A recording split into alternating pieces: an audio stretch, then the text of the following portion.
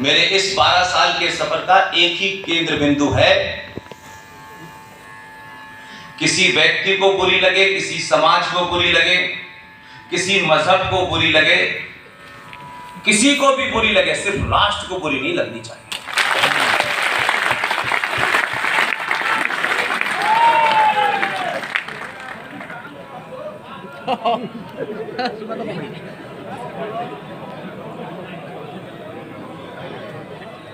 अपनी बात कहने से पहले मैं बड़े ईमानदारी के साथ ये कहना चाहता हूं कि ये जो छोटी सी बेटी थी वैष्णवी, इसकी माता को, इसके पिता को, इसके घर वालों को मैं प्रणाम करना चाहता हूं।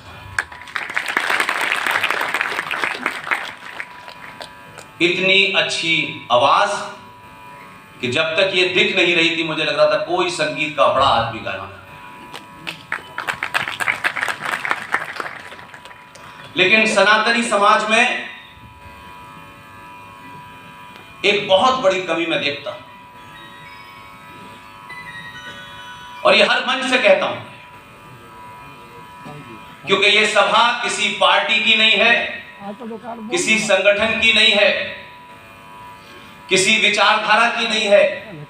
यहां हो सकता है अलग अलग पार्टियों के लोग बैठे हों, अलग अलग संगठनों के लोग बैठे हों, युवा अनेक अनेक संगठनों से जुड़े हों, लेकिन मैं आपसे सिर्फ 3 घंटे के लिए चाहता हूं कि आप सिर्फ अपने तमाम संगठन, पद, पार्टी को छोड़ करके सिर्फ सनातनी होकर मेरी बात सुनो।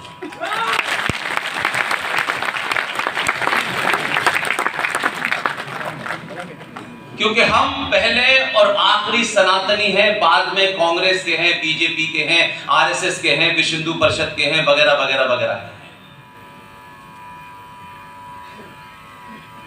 हमने अपनी पहचान ये पॉलिटिकल पार्टीज की दुकान से तय करना शुरू कर दी है। लोग अपना नाम बाद में बताते हैं, पहले पार्टी का नाम बताते हैं, जिससे रौब गालिब हो के देखो हम सत्ता बदल के हैं। पुष्पेट पे उसका कोई असर नहीं है, क्योंकि ये कोई संवैधानिक सभा नहीं है, कोई ऐसी सभा नहीं है कि इसके अंदर किसको कहां बैठना है, किसको कहां नहीं बैठना है। मैं अपनी हर सभा में यह भी कहता हूं कि इस लोकसभा की और राज्यसभा की कार्रवाई देखते देखते आप लोगों ने एक गलत परंपरा डाल दी है। जब भी आपको लगता है कि सभा गार 3 हिस्सों में बैठा हो, तो उल्टे हाथ पे जिसपे लोकसभा में विपक्ष बैठता है वहां आप महिलाओं को बैठा देते हैं। किसी भी ऐसे प्रोग्राम में जहां राष्ट्र आपके बीच में, केंद्र में हो, तो उसको आसान भाषा में कह सकता हूं कि एक परिवार में मां राष्ट्र होती है और पिता देश होता है।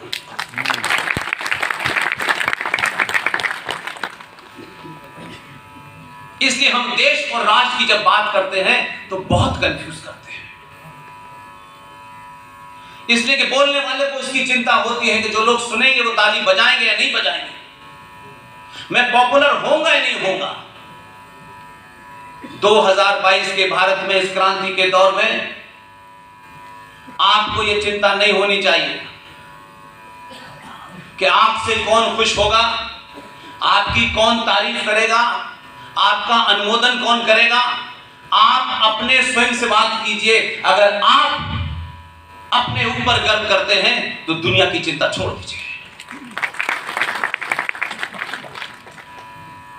और आपकी धरती पर आकर बोलना ये आसान काम नहीं है। जहां स्वागत में ही ऐसे शब्द बोले जाते हो कि मेरे लिए बहुत कम कुछ बचता है। जिस धरती के ऊपर एक तरफ पंडित हजारी प्रसाद द्विवेदी हो जिन्होंने साहित्य लिखा हो, और दूसरी तरफ इसी धरती पर ब्राह्मण कुल में पैदा होने वाला एक आदमी जिसके बारे में यह कहा जाता है कि ब्राह्मणों का काम है पूजा पाठ पढ़ाना, लेकिन आपने और बलिया के लोगों ने यह सिद्ध किया कि पूजा पाठ के अलावा अगर समय पड़े तो शास्त्र साइड में रख करके शस्त्र भी उठा लेना चाहिए। इसलिए मैं उस अमर शहीद मंगल पांडे को नमन करता हूं, उनकी धरती को नमन करता हूं, उनके परिवार से जितने भी लोग आए हुए हैं उनको नमन करता हूं। और इसी से लगी हुई एक जगह है जिसने आजाद भारत में, इस तथाकथित आजाद भारत में एक क्रांति शुरू की और सत्ताधारी पार्टी को, जिनको नशा ये हो गया था कि लोकतंत्र द्वारा चुने हुए लोग जब डिक्टेटर हो जाते हैं तो जयप्रकाश नारायण ने उनको जमीन को उतार दिया, तो उनको नहीं। अब जो मेरा विषय है मैं उस पर आ जाता हूं, जिसके कारण आप मुझे जानते हैं, जो आप सुनना चाहते हैं।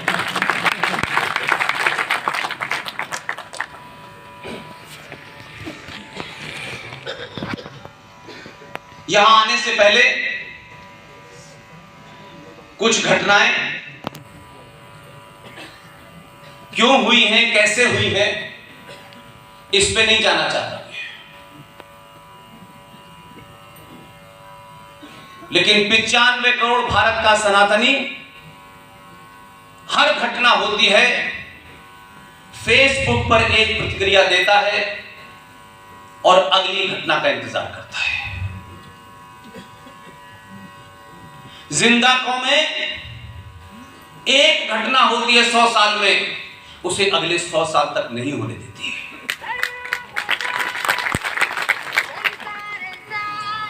हम घटनाओं को रोज होते देखते हैं। कभी निकिता तोमर को हरियाणा में सरेआम सड़क पर एक जिहादी मुसलमान गोली मार देता है क्योंकि वो उससे शादी करने के लिए तैयार नहीं होती। कभी झारखंड में अंकिता को मार देता है, कभी रूपेश पांडे की हत्या होती है, कभी अंकित शर्मा की हत्या होती है, कभी अंकित सक्सेना की हत्या होती है, कभी केश बड़वार की हत्या होती है, कहीं कन्हैया का गला काटा जाता है। ये घटनाएं बार बार आपको जगाने की कोशिश कर रही है। आपको लगता है ये सरकार की जिम्मेदारी है, सरकार की जिम्मेदारी नहीं है। इसलिए आपको 70 सालों में तथाकथित नेताओं ने और संगठनों ने आपको जो घुट्टी पिलाई है, उस घुट्टी से बाहर आने का समय है। और अगर किसी ने कहीं एक्सपेरिमेंट किया भी था और अगर वो फेल हो गया है तो दोबारा से नया एक्सपेरिमेंट करने की जरूरत है।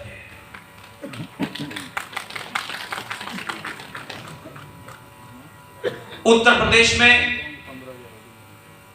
जहां से मैं बोल रहा हूं, मुझे पूरी उम्मीद है कि कुछ बातें जो मुझे उठानी है वो लखनऊ तक पहुंचेगी। और सिर्फ बात पहुंचाना ही मेरा मकसद है और कोई मकसद नहीं है। इसलिए सभागार में कितने ब्राह्मण हैं, कितने ठाकुर हैं, कितने यादव हैं, इसकी गिनती मैंने कभी नहीं की। प्रोग्राम आयोजित करने वालों की जाति क्या है, मुझे उससे कोई फर्क नहीं पड़ता। और हम अगर यह समझते हैं कि 1947 में भारत पैदा हुआ था तो हमसे बड़ा कोई मूर्ख नहीं है। लिहाजा हमने बहुत सारे कुकर्म और कुतर्क किए हैं जिसकी सजा हम भुगत रहे हैं।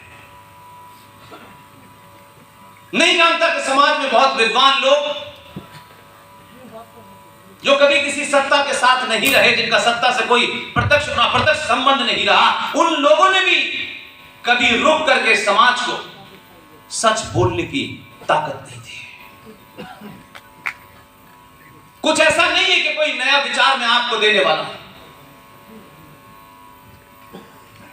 आपने शब्दों के साथ अनर्थ किया, हमारे बुजुर्गों ने किया और खुल्लम खुल्ला किया, और अब वो हमारी आदत में शुमार हो गए हैं। इसलिए हम सही बात सुनना नहीं चाहते, और जो सही बात कहते हैं ये हेट मॉन्गर है, ये समाज में जहर फैला रहा है, ये समाज को तोड़ रहा है। ये हम अपनी कायरता को छुपाने के लिए इस्तेमाल करते हैं। एक कायर और डरपोक समाज तभी डरपोक और कायर बनता है जब उसमें लालच भर जाता है। वो लालच उसको कभी सही नहीं बोलने देता, क्योंकि उसको हमेशा चिंता होती है कि वो सच बोलेगा तो उसके लालच में जो भी कुछ चीज है वो पूरी नहीं होगी और कोई उससे नाराज हो जाएगा। इसलिए दिन भर उठते बैठते जागते चलते फिरते उसको इस बात की चिंता रहती है कि उसका शत्रु जब तक उसको अनुमोदन नहीं करेगा तब तक उसकी समाज में पहचान नहीं होगी। इसलिए क्या खाना है, कैसे चलना है, धोती पहननी है कि नहीं पहननी है, तिलक लगाना है कि नहीं लगाना है, चोटी बांधनी है कि नहीं बांधनी है, ये सब करते वक्त हम देखते हैं कि समाज में हमने कोई अलग थलग न कर दे, कोई नाराज ना हो जाए कि भाई आप कब से हिंदूवादी हो गए जो तिलक लगाने लगे, आप तो अच्छे खासे लोग थे, आप चुटिया क्यों रखने लगे। और कौन पूछ रहा है आपसे, जिससे कभी आपने नहीं पूछा कि तुम पजामा ऊपर क्या पहनते हो, कुर्ता नीचे क्यों पहनते हो।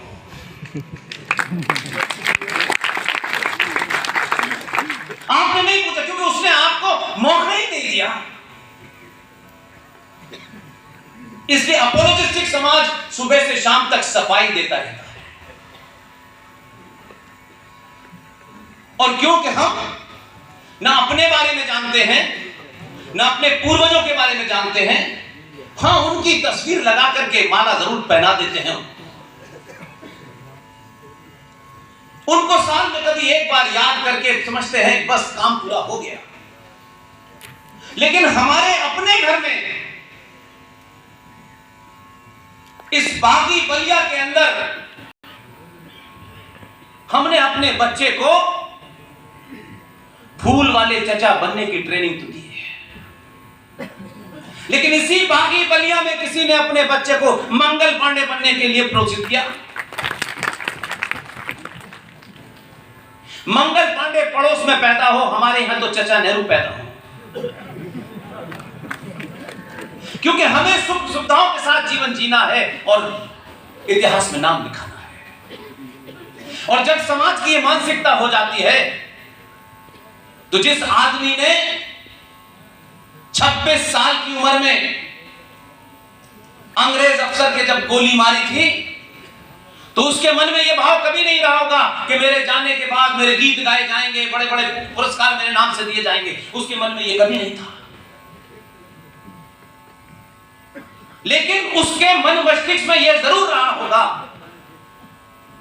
कि मेरे जाने के बाद हजारों मंगल पांडे पैदा होंगे।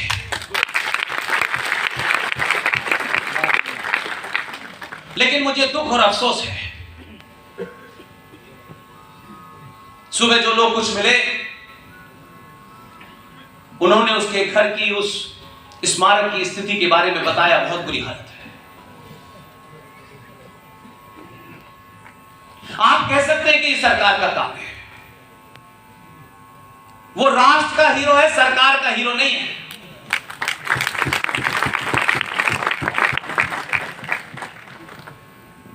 और इतनी बातें आपसे छुपाई गई कि अगर इसकी 5% भी आपको बता देती तो आज चौराहे चौराहे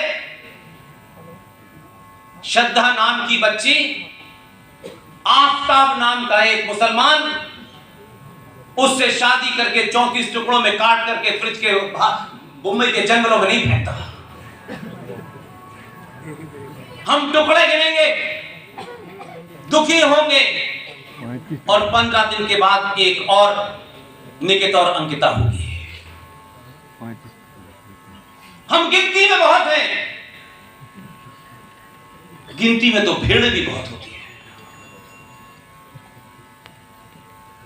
बड़े बड़े पुरुषार्थी हमारे अंदर 5-5 घंटे के भाषण करा लो लोगों से, दुनिया की हर चीज पे बोलते हैं, लेकिन घर के अंदर दरवाजे के सामने जो चुनौती खड़ी है उसके बारे में बात ही नहीं करते। क्योंकि जब आपके संगठन के, पार्टी के स्वार्थ राष्ट्र से बड़े हो जाते हैं, उनके मानने वालों की यही दुर्गति होती है। कभी अपने आप से पूछिए कि पार्टियां बड़ी हैं, संगठन बड़े हैं या राष्ट्र बड़ा है? किसी के नाम के आगे पांडे लगा है, किसी के नाम के आगे सिंह लगा है, यादव लगा है, इससे फर्क क्या पड़ने वाला है?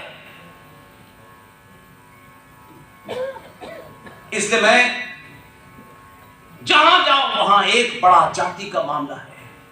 लोग पर्चियां देते हैं, इस पे भी बोलिए। मैंने कहा इस पे बोलने के लिए मुझे कुछ बचा है क्या? मुझसे पहले लोगों ने नहीं भेजा क्या?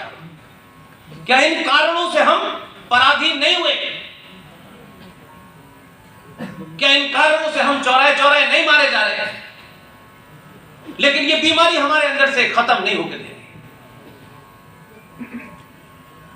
भारतीय सनातनी समाज, जिसका इतिहास अनादिकाल से है, जब से ये ब्रह्मांड वजूद में आया होगा,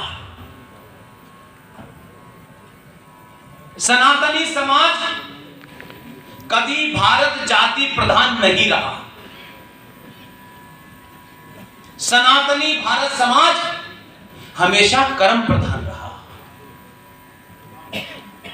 हम रामायण का गुणगान करते हैं, भगवान राम की पूजा करते हैं, परशुराम का जिक्र करते हैं, रावण का जिक्र करते हैं, लेकिन इन 3-4 कैरेक्टर को भी सही परिप्रेक्ष्य में जो है, उसके लिए बहुत ज्यादा बड़ा विचारक होने की आवश्यकता नहीं। हम में से किसी ने रावण को नहीं देखा, और ना ही उस वक्त टेलीविजन था तो लाइव देख लिया होता। एक अनादिकाल से एक कथा चल रही है, रावण ने ये किया, ये किया। उस समय की जो सामाजिक मान्यताएं थी, परंपराएं थी, उसको तोड़ करके एक काम रावण ने किया। रावण शुद्ध ब्राह्मण था, बहुत ज्ञानी भी था, उसके ज्ञान को कोई सवाल नहीं कर सकता था। लेकिन रावण का एक कृत्य 2022 के भारत में भी उसके उस एक गलत काम के चलते आज भी रावण चौराहे पे जलाया जाता है। और एक दूसरा ब्राह्मण, जिसको आप परशुराम कहते हैं, परशुराम अपने कृत्य के कारण आज भी मंदिर में पूजे जाते हैं। आपको अच्छा लग सकता है, ब्राह्मणों को गाली दे सकते हैं, गाली देने में पैसे नहीं लगते, लेकिन अगर किसी से नफरत करें या किसी से प्यार करें, वो तथ्य फैक्ट पे होना चाहिए, भावनात्मक बातें नहीं होनी चाहिए। जो लोग भी ब्राह्मण को गाली दे करके अपनी बात कहने के लिए खुश हो जाते हैं, चंद वोट पा लेते हैं, मेरा उन्हीं से सवाल है कि आप उस पैराडॉक्स को देखिए कि एक क्षत्रिय राम ने रावण के उस कृत्य के कारण उसका वध किया। रावण को हम कब से जला रहे हैं, लेकिन आज तक बड़े से बड़े विद्वान ने, बड़े से बड़े प्रख्यात पंडित ने कभी भी उस क्षत्रिय भगवान राम के ऊपर ब्राह्मण वध का आरोप नहीं लगाया। वो ये नहीं कहता है कि राम ने ब्राह्मण वध किया था, ये नहीं कहता, रावण का वध किया ये कहता है। और आप फिर उस ब्राह्मण को जब गाली देते तो उसका तीसरी परीक्षा देखिए कि वही ब्राह्मण मंदिर में बैठ करके जिस क्षत्रिय ने रावण को मारा है, उस क्षत्रिय राम की पूजा करता है। फिर आप उस पर चौथा आरोप लगाते हैं कि ये भेदभाव करता है। वही ब्राह्मण मंदिर में बैठ करके वाल्मीकि की लिखी रामायण पढ़ाता है, शर्मा जी की नहीं पढ़ाता। आप इस सब के बारे में नहीं बात करेंगे। आपके शत्रुओं ने, चाहे वो विदेशी हो, चाहे वो आक्रांता हो, आपकी इस फॉल्ट लाइन को इतना मजबूत बना दिया है कि आज आप एक दूसरे के खिलाफ खड़े हुए हैं। इसलिए जो सामूहिक शक्ति है सनातनी हिंदू समाज की, उसका प्रदर्शन नहीं होता। और जो समाज अपने शत्रु से भी नहीं सीखता, फिर उसका पतन निश्चित होता है। आप जिनके बीच में हैं, जो निकिता और अंकिता की हत्या कर रहे हैं, कुछ उनसे भी अगर आप सीख लेते तो शायद ऐसा नहीं होता। देश की सरकार चलाने में, खजाने में सबसे ज्यादा आपका कंट्रीब्यूशन, संविधान को सर पे रख के ढोने में आपका कंट्रीब्यूशन, कानून व्यवस्था को बनाए रखने में आपका कंट्रीब्यूशन। लेकिन कुछ पागल 20-21 करोड़ लोग हैं जो रेगिस्तान में ऊंट की पीठ पे खड़े होकर खजूर तोड़ रहे थे, वो आपको ज्ञान दे रहे हैं, वो आपको चौराहे चौराहे डरा रहे हैं, वो खुल्लम खुल्ला मार रहे हैं, और आप सिर्फ मूक दर्शक बने खड़े हुए हैं।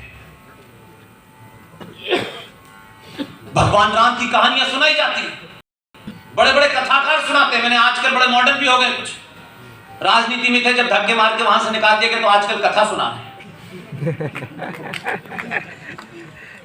बहुत गुणगान कर रहे हैं। और कुछ तो कथाकारों के बारे में मैंने सुना है 4 करोड़ रुपया लेते हैं कथा सुनाने का,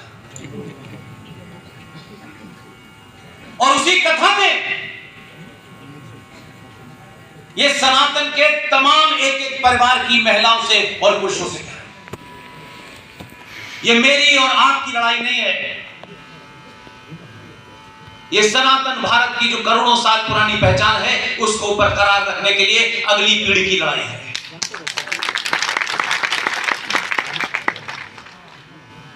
हम इस जीवन में बड़े बड़े मकान, बड़ी बड़ी गाड़ियां अपने बच्चों के लिए छोड़ के जाते हैं।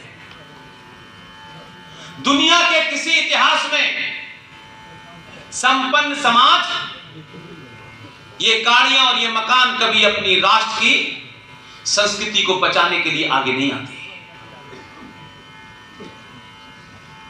इससे ज्यादा आप समृद्ध थे, विश्व की अर्थव्यवस्था में आपका 33% का कंट्रीब्यूशन था।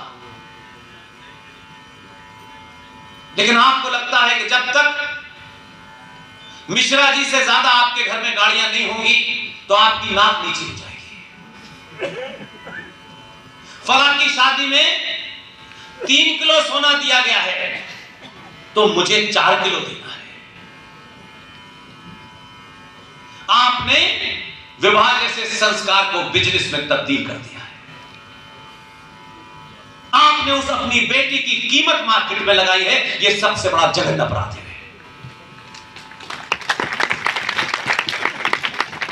हमारी संस्कृति में माएं, बेटियां, बहनें घर की इज्जत होती है। हम अखबारों में उनकी लंबाई चौड़ाई क्यों छपाते हैं, ये शर्म नहीं आती हमको? सार्वजनिक आप मंजिल करते हैं हर बड़े बड़े अखबार में, मेरी लड़की है, इतनी लंबाई है, गोरा रंग है, नाक है, फलाना है, दिमाग है। ये क्या करते भैया? आप कहां से चले थे, कहां आ गए? जो आपके घर की इज्जत है उसको आप अखबार में छपाते हैं, उसकी लंबाई चौड़ाई। फिर उसी हिसाब से आप दूसरे को देखते हैं। और एक दिन दहेज देने के बाद भी बेटी बचती नहीं है। आप उस बेटी के लिए लड़का नहीं चुनते। माफ कीजिएगा, हमारी माए और हमारे पिता बेटी के लिए लड़का चुनते वक्त, दहेज देते वक्त उस बेटी का भला नहीं सोचते। समाज में हमारी शान क्या होगी, कहीं वो न गिर जाए। किसी और समाज में ये संकट नहीं है। पंचर जोड़ने वाले के पास न दहेज लेने के लिए है न देने के लिए। इसे सीखने के लिए किसी को भी सीखना चाहिए। हम हर चीज जो 70 mm पर्दे पर 10 सेकंड का विज्ञापन देने के लिए 5 दिन तक अपना मेकअप कराती है, हम आजीवन वैसे ही दिखना चाहते हैं। इस ऐसे तमाम कैरेक्टर हमारे इतिहास में हमारे बीच में हैं, हम उनको नहीं मानते। ये भारतीय सनातनी हिंदू महिलाओं के अंदर एक अजीब विकृति आ गई है। उन सबको लगता है कि खूबसूरती की परिभाषा तैमूर की अम्मी है।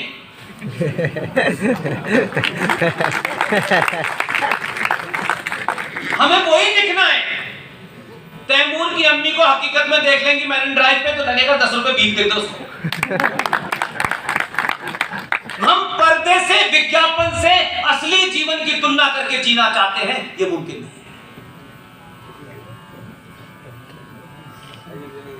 हम कभी भी घर के अंदर किसी विषय पे कोई वार्तालाप नहीं करते।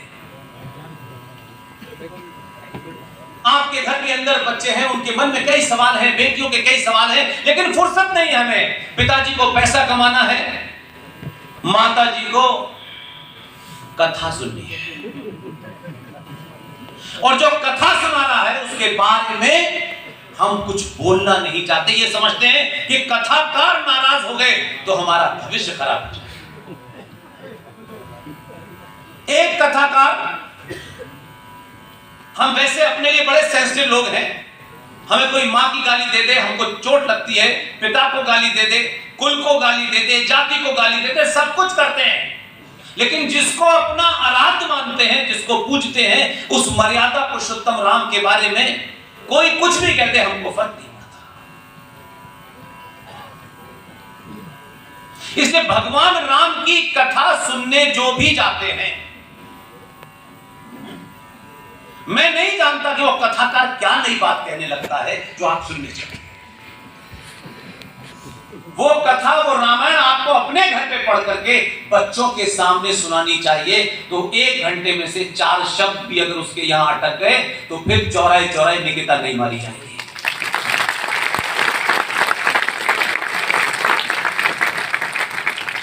लेकिन वो फ्रॉड कथाकार 4 करोड़ रुपए लेता है और कथा सुनाते सुनाते मौला मौला भी आ जाता है और अली अली भी आ जाता है। अब आपने पहले तो अपने स्वार्थों के लिए ये किया,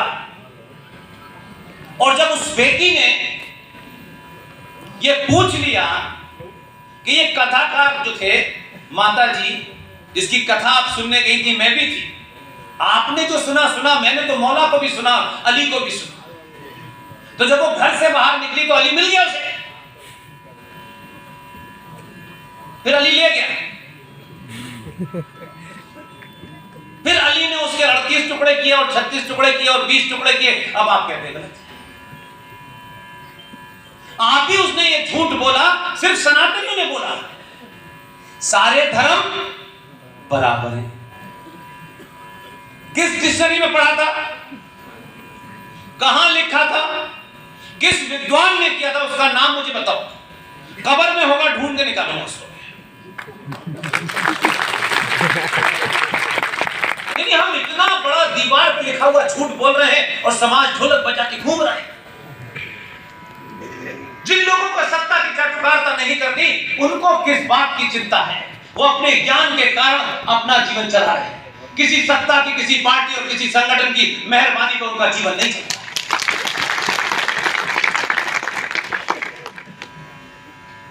हमारे साहित्य में, हमारे इतिहास में धर्म का अर्थ पूजा पाठ नहीं होता,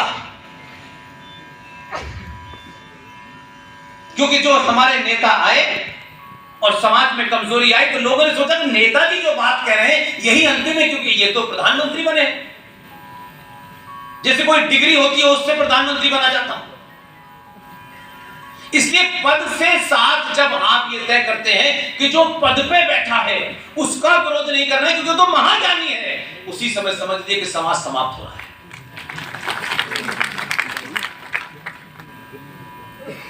धर्म का अर्थ हमारे साहित्य में, हमारे सरोकारों में ड्यूटी को कहते हैं, दायित्व को कहते हैं। मां का धर्म क्या है, बेटी का धर्म क्या है, पिता का धर्म क्या है, भाई का धर्म क्या है, यानी उसका कर्तव्य क्या है, उसकी ड्यूटी क्या है। इस रिलीजन शब्द का अर्थ आपने उर्दू में मजहब निकाला और आपको कुछ नहीं मिला क्योंकि ढोल बजाना था, क्योंकि 21 लाख लोगों की लाशों का यह देश बना और कुछ दलालों को सत्ता का सुख भोगना था। तो उन्होंने कहा कि अब एक नया नैरेटिव चलाओ, ऐसा नैरेटिव चलाओ कि इसको अफीम पिला दो, मिलजुल के रहना है। यहां बताया गया कि 3 नदियां हैं, 3 इलाके शायद आपने बताया। अभी कोई कह रहा था यहां 3 नदियों का मिलन है, मुझे अच्छा है 3 है, 2 होती तो यहां भी गंगा जमुना तहजीब आ जाती है।